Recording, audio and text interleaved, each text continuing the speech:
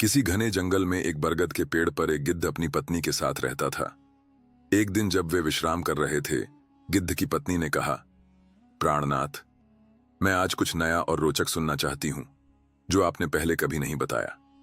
गिद्ध मुस्कुराया और बोला, ठीक है, मैं तुम्हें एक कहानी के माध्यम से औरतों के बारे में कुछ कठोर परंतु सत्य बातें बताऊंगा, जिसे जानने के बाद कोई भी पुरुष धोखा नहीं खाएगा। एक समय की बात है। एक संपन्न किसान के घर जुड़वा संतानें पैदा हुईं, एक पुत्र रोहन और एक पुत्री कमला।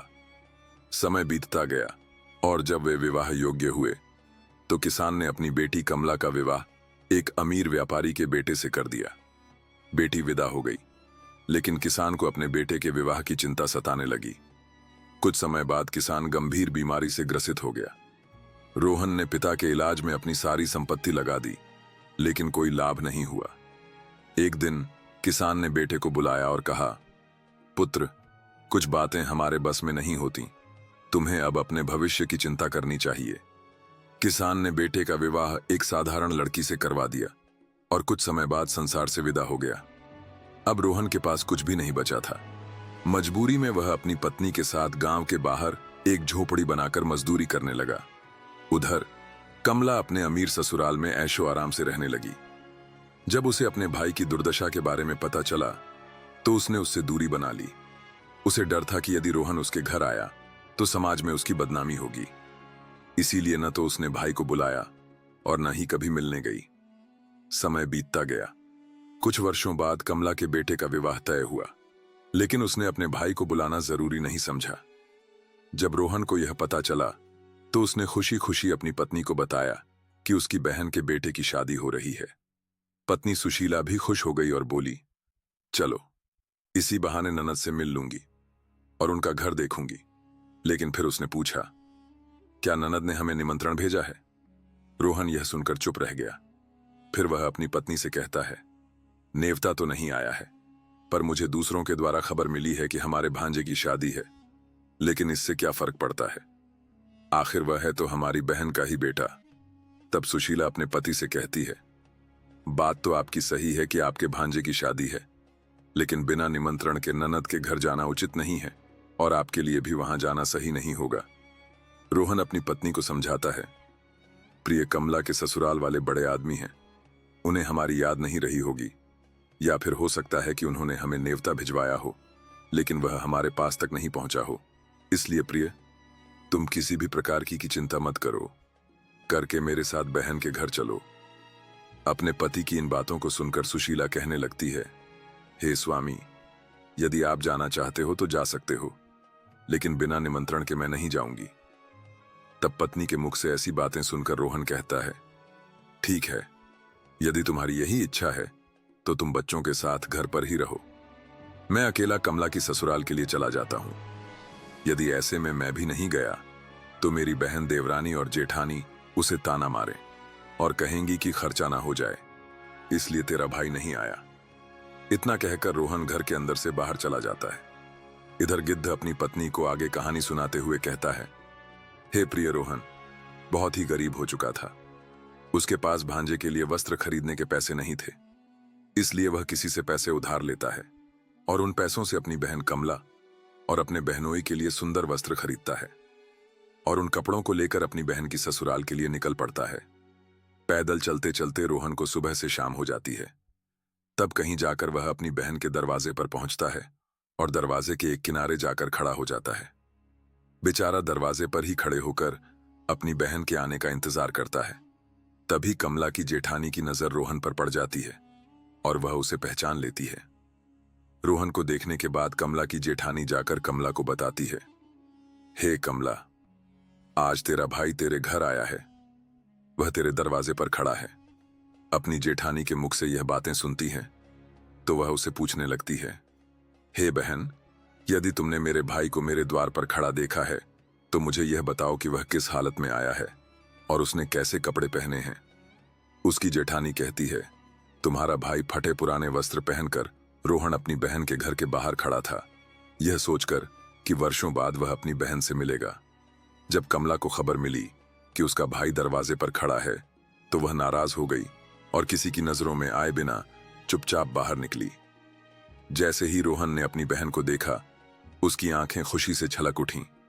उसे देखकर वह भावुक हो गया, लेकिन कमला ने उसे तुरंत अंदर खींच लिया और सबसे अंदर वाले कमरे में ले जाकर बोली, बताओ, किसने तुम्हें बुलाया?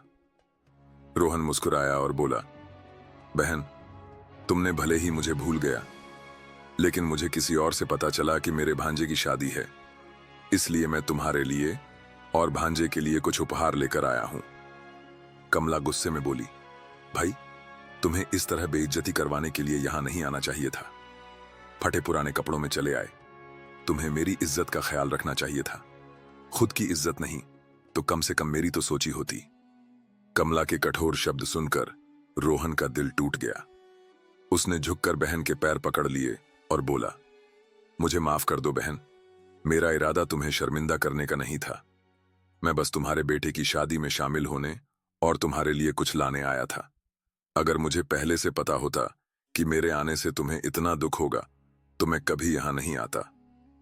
कमला का गुस्सा थोड़ा शांत हुआ, लेकिन वह गंभीर होकर बोली, अब जब आ ही गए हो तो मेरी एक बात ध्यान से सुनो। जब तक शादी खत्म नहीं हो जाती तुम इस कमरे से बाहर नहीं निकलोगे।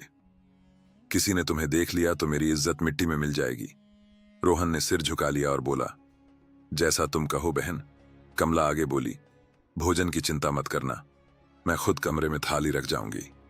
जब शादी पूरी हो जाए तो तुम चुपचाप पिछवाड़े के दरवाजे से चले जाना। रोहन ने दर्द भरी मुस्कान के साथ सिर हिला दिया। मैं आज रात को ही तुम्हारे घर से अपने गांव के लिए निकल जाऊंगा, मगर मेरी तुमसे एक विनती है कि मैं तुम्हारे और जीजा जी के लिए जो कपड़े लाया हूं तुम उन्हें रख लो।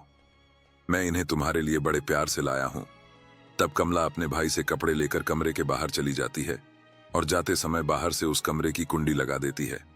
रोहन उस अंधेरे कमरे में बैठकर अपनी बहन के वापस आने का इंतजार करने लगता है। दो इतनी कहानी सुनाने के बाद वह गिद्ध कुछ समय के लिए चुप हो जाता है। तब उसकी पत्नी कहती है, हे प्राणनाथ, कहानी बहुत रोचक और ज्ञानवर्धक है, आप आगे की कहानी भी सुनाइए। तब गिद्ध आगे कहानी सुनाते हुए कहता है, हे प्रिय, इधर तो रोहन उस अंधेरे कमरे में बैठा हुआ अपनी बहन के लौटने का इंतजार कर रहा होता है कि मेरी बहन मेरे लिए भोजन लेकर लौटकर वापस आएगी। आज तो मुझे स्वादिष्ट भोजन खाने को मिलेगा। उधर वह निर्मोही बहन अपने भाई को उस कमरे में बंद करके अपने घरेलू कामकाज में लग जाती है और भाई को भूल जाती है। शादी के कामों में इतनी ज्यादा खो जाती है कि अब उसे याद ही नहीं रहता कि उसका भाई उस कमरे में बंद है और उसके लौटने का इंतजार कर रहा है। प्रिय, समय बीतने के साथ साथ भूख और प्यास से रोहन की हालत बिगड़ने लगती है। वह कमजोर पड़ने लगता है और घबराकर बहन को आवाज देता है, लेकिन उसकी पुकार कोई नहीं सुनता। 3 दिन तक वह उसी अंधेरे कमरे में तड़पता रहता है। इस दौरान उसे अपनी पत्नी और बच्चों की याद सताने लगती है। वह सोचता है, अगर मैं यहीं भूख से मर गया तो मेरे परिवार का क्या होगा, वे कैसे झेंगे। यह सोचते सोचते उसकी आंखें भारी होने लगती हैं और वह बेहोशी की कगार पर पहुंच जाता है। उधर कमला की जेठानी किसी काम से उस कमरे के पास से गुजर रही होती है। अचानक रोहन को दरवाजे के बाहर पायल की आवाज सुनाई देती है। अपनी आखिरी ताकत जुटाकर वह दरवाजा जोर जोर से पीटने लगता है। आवाज सुनकर जेठानी ठिठक जाती है और चौंक कर दरवाजे की ओर बढ़ती है। जब वह दरवाजा खोलती है और अंदर रोहन को देखती है तो हैरान रह जाती है। वह तुरंत पूछती है, भाई, तुम यहां इस हाल में कैसे बंद हो गए? रोहन चुप रहता है, लेकिन जब जेठानी दोबारा पूछती है तो वह सच्चाई छुपाने का फैसला करता है। वह हल्की हंसी के साथ कहता है, बहन, मैं आराम कर रहा था, लेकिन गलती से किसी ने बाहर से कुंडी लगा दी। अगर तुम नहीं आती तो शायद मैं यहीं दम तोड़ देता। इसके बाद वह चुपचाप घर के पिछले दरवाजे से निकल जाता है और अपनी झोपड़ी की ओर बढ़ने लगता है। 3 दिनों तक भूखा प्यासा रहने के कारण उसकी हालत बेहद खराब हो चुकी होती है। रास्ते में चलते चलते उसे चक्कर आने लगता है। उसकी नजरें धुंधली होने लगती हैं और जैसे ही वह गिरने वाला होता है तभी अचानक एक बूढ़ी मां वहां आ जाती है। वह तेजी से आगे बढ़ती है और रोहन को गिरने से पहले ही थाम लेती है। गिद्ध आगे कहता है, हे प्रिय, जिस बूढ़ी मां की गोद में वह बेचारा रोहन लेटा हुआ था वह बूढ़ी मां साक्षात देवी मां थी। इधर रोहन की पत्नी सुशीला रोज उस देवी माँ की पूजा किया करती थी और पूर्ण श्रद्धा भाव से उनकी भक्ति किया करती थी। इसीलिए जब रोहन चक्कर खाकर गिरने वाला होता है तो उसी समय देवी प्रकट होकर रोहन को संभाल लेती हैं और उसका सिर अपनी गोद में रखकर उसे सुला लेती हैं। जब रोहन को होश आता है तो वह देवी माँ को प्रणाम करके अपने घर के लिए वहां से चल लगता है। तभी बूढ़ी माँ कहती हैं, बेटा तुम कहां से आ रहे थे और इधर कहां जा रहे हो?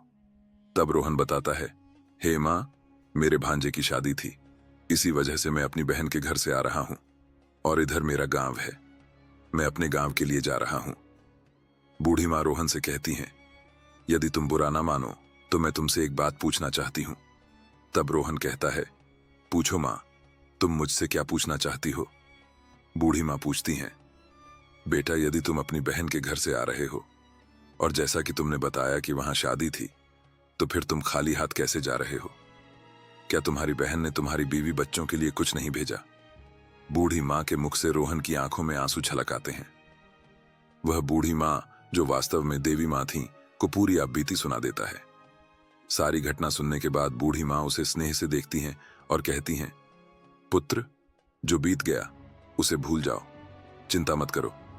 वह आगे कहती हैं, यहीं पास में मेरा एक बगीचा है जहां तरह तरह के फल लगे हैं, तुम वहां जाओ और फल खाकर अपनी भूख मिटाओ। 3 दिनों से तुम्हारे पेट में अन्न का एक दाना भी नहीं गया है। जब तुम्हारा पेट भर जाए तो कुछ फल अपनी पत्नी और बच्चों के लिए भी साथ ले जाना। जब तुम घर पहुंचोगे तो तुम्हारी पत्नी और बच्चे पूछेंगे कि तुम अपनी बहन के घर से क्या लाए हो। तब तुम कह देना कि तुम्हारी बहन ने ये फल उनके लिए भेजे हैं। इससे तुम्हारी प्रतिष्ठा बनी रहेगी और तुम उनके सामने शर्मिंदा भी नहीं होंगे। बूढ़ी माँ की बात सुनकर रोहन उनके कहे अनुसार उस बगीचे में चला जाता है। वहां तरह तरह के स्वादिष्ट फल लगे होते हैं। वह पेड़ों से फल तोड़कर खाने लगता है। जब उसकी भूख मिट जाती है तो कुछ फल अपने झोले में भी भर लेता है ताकि अपने परिवार के लिए भी कुछ ले जा सके। यह सब करने के बाद रोहन उस बूढ़ी माँ से आज्ञा लेकर अपने घर के लिए चल पड़ता है।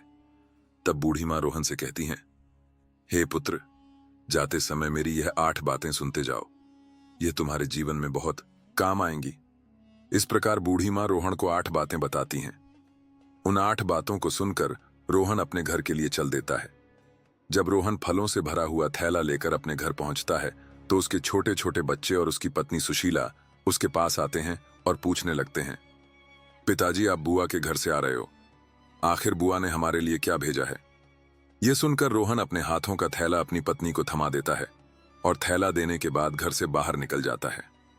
रोहन के जाने के बाद उसकी पत्नी जब उस थैले को खोलकर देखती है तो थैले का नजारा देखकर वह एकदम से हैरान रह जाती है और दौड़कर अपने पति के पास पहुंचती है। अपने पति के पास पहुंचकर वह कहती है, तुम तो शादी में गए थे, आखिर तुम लेकर क्या आए हो? अपनी पत्नी की बात सुनकर रोहन सोचने लगता है कि शायद घर वालों को फल पसंद नहीं आए होंगे, इसीलिए उसकी पत्नी उससे ऐसा पूछ रही है। वह सोचता है कि उसे अपने बच्चों के लिए लड्डू पेड़ा लेकर आना चाहिए था। तब रोहन अपनी पत्नी से कहता है, हे प्रिय बहन ने जो कुछ भी भेजा है वह मैंने लाकर तुम्हें दे दिया है, अब जो कुछ भी थैले में है उसे ही बच्चों में बांट दो। तब पत्नी कहती है, पहले तुम घर के अंदर चलो और घर पर आकर देखो कि तुम्हारी बहन ने तुम्हारे लिए क्या भेजा है। यह कहकर सुशीला अपने पति को पकड़कर घर ले जाती है और कहती है, इसे जरा देखिए तो सही, आखिर हमारी ननद ने हमारे लिए क्या भेजा है। इतना कहकर सुशीला रोहन के सामने थैले को पलट देती है। थैला पलटते ही उसमें से हीरे मोती सोने चांदी के आभूषण निकलते हैं। सुशीला कहती है, आखिर हमारी ननद ने तो हमारा भाग्य ही बदल दिया, उन्होंने फलों में छुपाकर हीरे मोती भेजे हैं। जब यह नजारा रोहन देखता है तो समझ जाता है कि जो बूढ़ी माँ उसे रास्ते में मिली थी वह साधारण महिला नहीं बल्कि देवी माँ थी। लेकिन इस बारे में वह अपनी पत्नी को कुछ नहीं बताता और मन ही मन उस बूढ़ी माँ को धन्यवाद देता है। प्रिय दर्शकों, गिद्ध आगे की कहानी सुनाते हुए कहता है, हे प्रिय, इस प्रकार से रोहन को बहुत सारा धन मिल जाता है और वह फिर से अमीर बन जाता है। कुछ समय बाद रोहन अपनी बीवी और बच्चों के लिए एक आलीशान महल बनवा है और बड़ी शान शौकत से राजा महाराजाओं की तरह उस महल में रहने लगता है। नगर के सभी लोग भी रोहन को देखकर उसका मान सम्मान करने लगते हैं। धीरे धीरे जब रोहन का महल तैयार हो जाता है और उसकी राजा महाराजाओं जैसी शान शौकत हो जाती है तो एक दिन रोहन की पत्नी सुशीला उससे कहती है, आज सावन का महीना आने वाला है और सावन में सभी स्त्रियां अपने पिता के घर जाती हैं। इसीलिए तुम भी अपनी बहन के ससुराल जाकर मेरी ननद को घर बुला लाओ। इसी बहाने वह अपने पीहर घुमाएंगी और मैं भी अपनी ननद से मिल लूंगी। रोहन जब अपनी पत्नी की यह बात सुनता है तो उसकी बात मानकर अपनी बहन के ससुराल चल देता है। कुछ समय बाद वह अपनी बहन के ससुराल पहुंच जाता है। एक बार फिर से वह उसी दरवाजे पर जाकर खड़ा हो जाता है जहां वह कुछ दिन पहले खड़ा था। उसी समय कमला की जेठानी घर से बाहर निकलती है और बाहर का नजारा देखकर दौड़ती हुई कमला के पास जाती है और कहती है, हे कमला बहन, आज तो तेरा भाई आया है। अपनी जेठानी के मुख से यह बात सुनकर कमला कहती है, हे बहन, कोई भिखारी मेरा भाई नहीं हो सकता, मेरा कोई भाई नहीं है। दरअसल कमला ऐसा इसलिए कह रही थी क्योंकि वह इस बार भी अपने भाई को भिखारी ही समझ रही थी। लेकिन जब उसकी जेठानी बताती है, कमला, तुम्हारा भाई आज भिखारियों की तरह नहीं बल्कि राजा महाराजाओं की तरह आया है। तुम्हारे भाई को देखकर ऐसा लग रहा है जैसे वह किसी देश का राजा महाराजा हो। तुम्हारे भाई के आगे पीछे 4-4 सैनिक हैं। तुम्हारे दरवाजे पर एक बड़ी सुंदर सजी हुई रथ घड़ी खड़ी है। भला एक बार जाकर तो देखो कमला। जो अपनी जेठानी के मुख से यह बातें सुनती हैं तो उसे अपनी जेठानी की बातों पर किसी प्रकार का विश्वास नहीं होता। सच्चाई जानने के लिए वह अपने भाई को छुपकर देखने लगती है। जैसे ही कमला ने अपने भाई के उस रूप को निहारा तो उसके ठाठ बांट को देखकर वह एकदम चकित रह गई। वह सोचने लगी, कल तक तो मेरा भाई बिल्कुल भिखारी था, पहनने के लिए ठीक से वस्त्र भी नहीं थे, फिर अचानक वह एकदम से इतना अमीर कैसे बन गया। अब तो रोहन की बहन कमला आरती का थाल सजाकर अपने भाई की आरती उतारने लगती है। उसके बाद कमला अपने भाई को बड़े आदर पूर्वक अपने घर में बुला ले जाती है और कहती है, हे भैया, मुझे क्षमा कर दीजिए, मेरी वजह से तुम्हें बहुत कष्ट और शर्मिंदगी उठानी पड़ी। अपनी बहन के मुख से यह बातें सुनकर रोहन कहने लगता है, बहना कोई बात नहीं, उस समय हमारे दिन अच्छे नहीं थे। तुम्हारी गलतियों के लिए मैंने तुम्हें पहले ही क्षमा कर दिया था। अब तुम इन बातों को छोड़ो और मेरे साथ मेरे घर चलने की तैयारी करो बहन। मैं तुम्हें बुलाने के लिए आया हूं। तुम्हारी भाभी ने तुम्हें बुलाने के लिए मुझे भेजा है। यह सुनकर कमला खुशी खुशी अपने भाई के घर जाने के लिए तैयार हो जाती है और रथ में बैठकर अपने भाई के साथ चल देती है। इस प्रकार जब रोहन की बहन अपने पीहर पहुंचती है तो अपने भाई की शान शौकत देखकर एकदम से दंग रह जाती है। वह देखती है कि एक भव्य आलीशान महल है और महल के अंदर अनेक प्रकार के नौकर चाकर लगे हुए हैं, साथ ही अन्न के भंडार भी भरे हुए हैं। कमला अपने भाई की ऐसी स्थिति देखकर हैरान रह जाती। उधर रोहन की पत्नी भी अपनी ननद की खूब सेवा करती है और उसे 7 दिनों तक पलकों पर बिठाकर रखती है। सुशीला को लगता था कि यह सारी शान शौकत उनकी ननद की वजह से हुई है। उसे लगता था कि अपनी ननद की मदद के कारण ही वे इस मुकाम पर पहुंचे हैं, क्योंकि रोहन ने कभी अपनी पत्नी को अपने अमीर होने का कारण नहीं बताया था। कुछ दिन बीतने के बाद जब रोहन की बहन कमला के ससुराल जाने का समय आता है तो रोहन की पत्नी सुशीला अपने पति से कहती है, पिया जी, कल तुम्हारी बहन अपने घर जाएंगी, इसलिए तुम बाजार चले जाओ और वहां जाकर अपनी बहन के लिए कोई अच्छा सा तोहफा लेकर आओ। पत्नी के मुख से इन बातों को सुनकर रोहन घर से चला जाता है और एक मोची की दुकान पर पहुंचता है। वह मोची से कहता है, हे मोची भाई, मुझे अपनी बहन के लिए बोलने वाली जूती बनवानी है। क्या तुम मेरी बहन के लिए बोलने वाली जूती बना सकते हो? मोची कहता है, हे सेठ, मैं बोलने वाली जूती तो बना दूंगा, लेकिन इसे बनवाने की बहुत कीमत लगेगी। तब रोहन कहता है, हे मोची भाई, मैं तुम्हें मुंह मांग पैसा दूंगा, लेकिन ऐसी जूतियां बना दो कि जब भी मेरी बहन इन्हें पहने और चलने लगे तो यह बारी बारी से इन 8 बातों को बोले। इसके बाद रोहन मोची को ज्ञान की 8 बातें बताता है, जो बातें बूढ़ी मां ने उसे चलते समय बताई थी। रोहन मोची से कहता है, हे मोची भाई, अब मैं तुम्हें 8 ज्ञान की बातें मैं बताने जा रहा हूं। इस प्रकार रोहन बारी बारी से वे बातें मोची को सुनाता है। पहली बात बता है, हे मानव, ज्ञान की बातें कहीं मत भूल, अज्ञानता निर्धनता का मोल है। दूसरी बात बताता है, जो व्यक्ति समय के भरोसे बैठा रहता है वह सदा गरीब रहता है, बिना काम किए उसका नसीब कभी नहीं बदलता। तीसरी बात बताता है, जो व्यक्ति आलस्य करता है वह सदा परिवर्तनहीन रहता है, जो कर्म नहीं करता वह स्वयं को दीन बना लेता है। चौथी बात बताता है, गरीबी से बड़ा कोई अभिशाप नहीं है, ज्ञान हासिल करके इसे दूर करो। दोष समय को मत दो और मजबूर मत बनो। कर्म साधना में जुट जाओ और गरीबी को दूर करो। पांचवी बात इस प्रकार बताता है, जो व्यक्ति कर्म नहीं करता और सदा नसीब को कोसता है, वह भाग्य के भरोसे बैठा रहता है और गरीब ही बना रहता है। छठी बात इस तरह बताता है, अज्ञानी व्यक्ति पर गरीबी हमेशा विजय प्राप्त करती है, लेकिन युद्ध में ज्ञान सदा हथियार बनता है।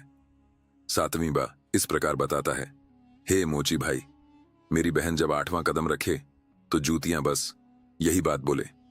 पैसों के बाजार में बदल गई। तहजीब, धन दौलत से जुड़ रहे रिश्ते हुए गरीब रोहन मोची से कहता है, हे मोची भाई, ऐसी 8 बातें बोलने वाली जूतियां बना दो। जब यह जूतियां बोलेंगे और मेरी बहन इन बातों को सुनेगी तो उसे अपनी गलती का एहसास होगा कि उसे पैसों के घमंड में आकर अपने भाई का ऐसा अपमान नहीं करना चाहिए था। फिर गिद्ध अपनी पत्नी से कहता है, हे प्रिय, इस प्रकार रोहन ने उस मोची से अपनी बहन के लिए हीरे मोतियों से जड़ी हुई सोने और चांदी की जूतियां बनवाई और उन जूतियां को ले जाकर अपनी बहन को उपहार स्वरूप दे दिया। कमला के हाथों में सोने चांदी की जूतियां देखकर उसका चेहरा खुशी से खिल उठता है। विदा लेकर वह अपने ससुराल लौटती है। वहां पहुंचते ही उसकी देवरानी और जेठानी पूछने लगती हैं, कमला, तुम्हारे भाई ने तुम्हें क्या उपहार दिया? कमला मुस्कुराकर सभी को वह जूतियां दिखाती है और कहती है, देखो, मेरे भाई ने मुझे हीरे मोती जड़ी सोने चांदी की जूतियां दी हैं। फिर जैसे ही वह जूतियां पहनकर चलती है, वे अचानक बोल पड़ती हैं, धन दौलत से जुड़े रिश्ते, तहजीब भी बिखर गई। पैसों के इस बाजार में हर भावना मर गई। कमला ये सुनते ही स्तब्ध रह जाती है। उसे अपने की पर पछतावा होने लगता है। अचानक उसकी आंखों से आंसू बहने लगते हैं। यह देखकर उसकी जेठानी पूछती है, कमला, अचानक तुम्हें क्या हो गया? कमला भर्राए गले से जवाब देती है, मैंने अपने भाई को कितनी कठोर बातें कह दी। उसकी भूख प्यास की भी परवाह नहीं की, लेकिन देखो, उसने फिर भी मुझे इतना कीमती उपहार दिया। अब मुझे अपने आप से घृणा होने लगी है। तब उसकी जेठानी उसे सांत्वना देते हुए कहती है, जो हुआ उसे भूल जाओ, लेकिन आगे से कभी किसी को अपमानित मत करना, क्योंकि जो धन का घमंड करता है उससे माता लक्ष्मी हमेशा के लिए दूर चली जाती है। इसके बाद वह कमला को 8 महत्वपूर्ण बातें समझाती है। जो लोग रात में झूठे बर्तन छोड़ देते हैं और भोजन बर्बाद करते हैं, वे जल्दी ही दरिद्र हो जाते हैं। जिस घर में स्त्रियों का अपमान होता है, वहां देवी लक्ष्मी अधिक समय तक नहीं ठहरती। जो महिलाएं सूर्यास्त के बाद झाड़ू लगाती हैं और चूल्हा जलाती हैं, उनके घर में गरीबी आ जाती है। जिस घर में धन का आदर नहीं होता और पैसों को फिजूल खर्ची में उड़ाया जाता है, वहां लक्ष्मी जी ठहरती नहीं। जो लोग अपने धन के घमंड में दूसरों को अपमानित करते हैं, उनसे भी लक्ष्मी रूठ जाती हैं। जो लोग आलसी होते हैं और अपने कामों को टालते रहते हैं, उन्हें भी गरीबी का सामना करना पड़ता है। जो लोग अपने बड़ों का आदर नहीं करते और कठोर वचन बोलते हैं, वे भी धन संपत्ति खो देते हैं। जो लोग अतिथियों और जरूरतमंदों का सम्मान नहीं करते, उन्हें भी लक्ष्मी त्याग देती है। इसके बाद गिद्ध अपनी पत्नी से कहता है, इस प्रकार रोहन की बहन कमला पूरी तरह बदल गई। उसे एहसास हो गया कि धन संपत्ति तो आनी जानी है, लेकिन इंसानियत और रिश्तों की कीमत सबसे ऊपर है। मित्रों, इस कहानी से आपने क्या सीखा? हमें कमेंट में जरूर बताएं। मिलते हैं अगली कहानी में। वीडियो अच्छी लगी हो तो इसे लाइक करें और चैनल को सब्सक्राइब कर लें। साथ ही कमेंट में जय माता लक्ष्मी जरूर लिखें।